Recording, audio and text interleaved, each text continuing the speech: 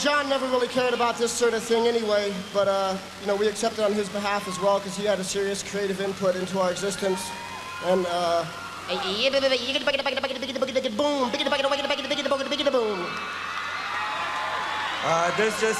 like to, first of all, I'd like to thank Satan. First of all, I'd like to thank Satan.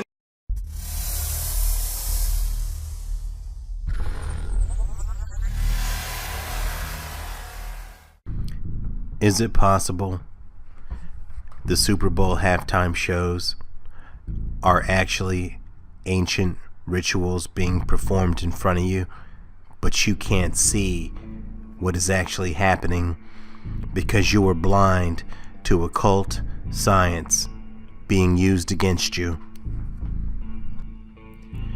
Why is it so important that these shows have symbols from the ancient past? Why did Madonna have to show up on the stage dressed like a Sumerian goddess, an Egyptian goddess, a Babylonian goddess? For these rituals to work, these symbols must be used, and the people must see the symbols. It is all part of the ritual. Hollywood has flooded our minds with occult movies, making us believe that magic and dark magic is not real, it's not possible. So when we do see it, we do not question it. In Super Bowl 46, Madonna inscribed a rune on the gold throne she sat. What is a rune? What is a rune? It's an ancient Norse and Germanic alphabet, the symbols of which were ascribed magical properties. She used this rune because that symbol resonates in the spirit realm.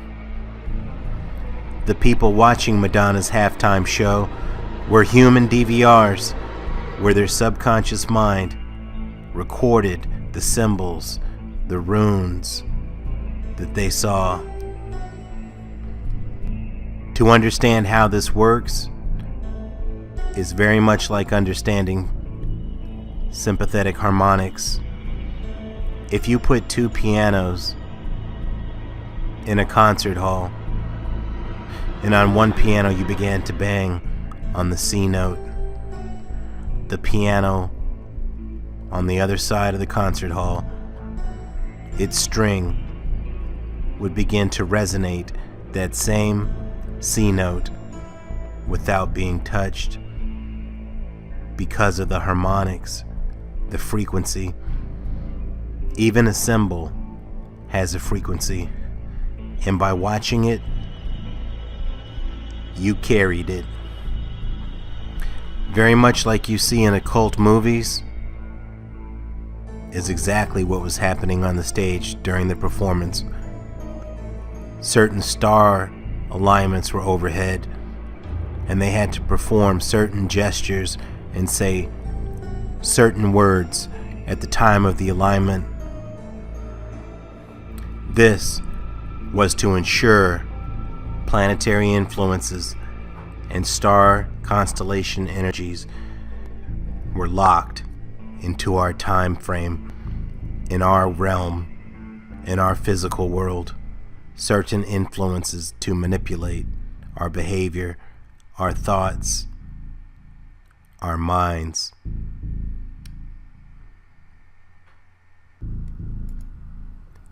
Ephesians 6:12 tells us, "For our struggle is not against flesh and blood, but against the rulers, against the authorities, against the powers of this dark world, and against the spiritual forces of evil in the heavenly realms. What does that mean? Are there actual beings in the heavenly realms? Not flesh and blood. Is there a connection between these Super Bowl halftime shows and the heavenly realms? The answer is yes. Through careful research, we have discovered that over each of these Super Bowls are ancient gate systems.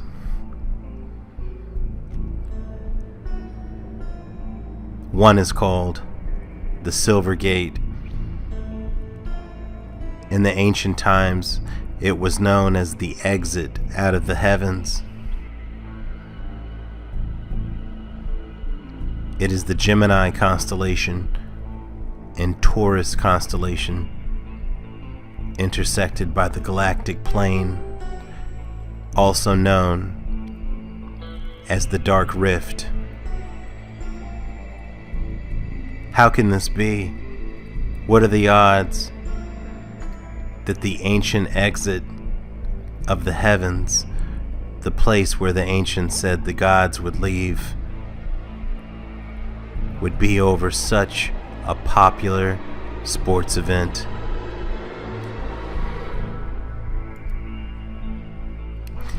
These Super Bowl performances have a dual purpose. There's a ritual being performed at the same time, and they need the sound and they need the energy to open the gate. What is coming through this gate is outside of the human eye spectrum, but it is very real, and they are doing it, and they have done it every year. They did it in Super Bowl 46, and they did it in Super Bowl 47 with Beyonce, and they will do it again in Super Bowl 48.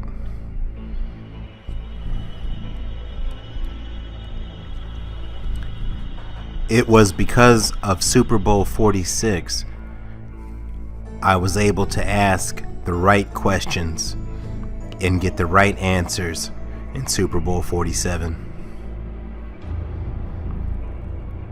There had to be a star component to this. And in Super Bowl 47, it was proven. Weeks before Super Bowl 47, there was a prediction made. If the stars were a part of the Super Bowl performance, then we would see a representation of the constellation in the show. Beyonce helped us prove that. Because Gemini and Taurus were over the stadium at the time of the show, we predicted that we would see images of Taurus, of the bull images, and Gemini. It is old news now, but the face of Gemini was on the stage, and the bull images were everywhere. If you slow down her performance, you would see them.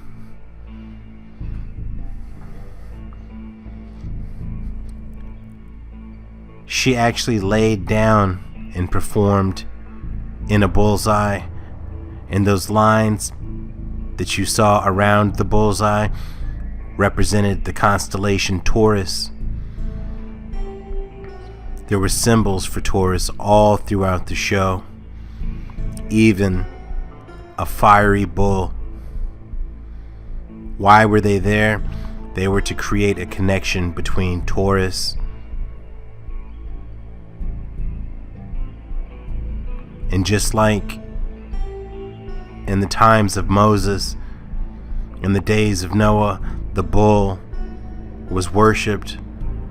Apis, the bull, was their god, and they have never stopped worshiping this bull, ritualizing it and using the secrets of the constellation to manipulate energy against the unknowing people.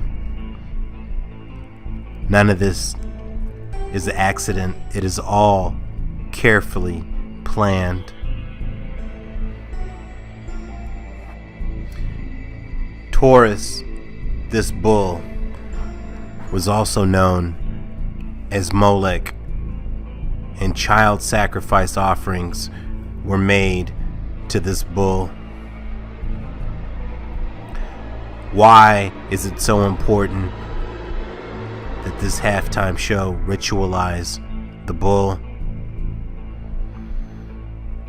Why did Beyonce have to wear a leather onesie with the Baphomet symbol embroidered on it? These are all occult techniques right in our face, and we have stopped questioning, and we have become the sleeping ones. Even after Beyonce had noticeable changes to her eyes, strange lines running on the sides of her tongue, extreme muscle tone, and a bulging throat with a shape just like the one that Rihanna took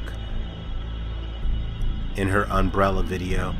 There was a relationship there.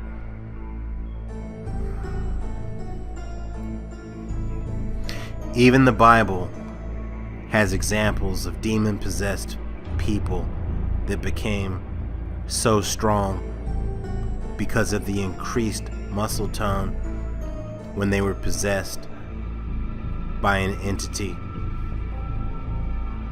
Beyonce even admits that she sings better when she is possessed by Sasha Fierce.